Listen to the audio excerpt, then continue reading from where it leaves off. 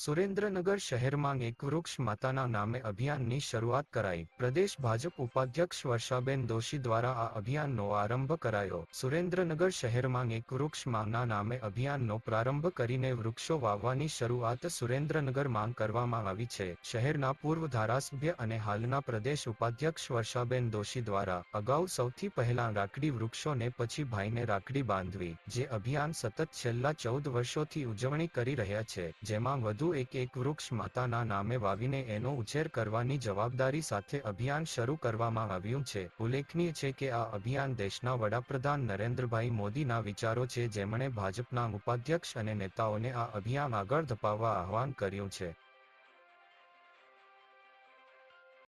ગુજરાતને હરિયાળું બનાવવા માટે ઘણા પ્રયત્નો થયા છે। દેશને પણ ગ્લોબલ વોર્મિંગથી બચાવવા માટે એનો એક જ ઉપાય છે કે વધુ વૃક્ષો વાવો અને સ્વસ્થ જીવન જીવો।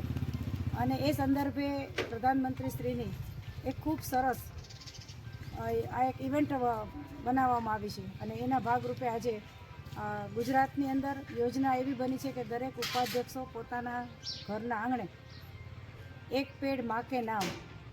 ખરેખર આમ જુઓ તો સામાજિક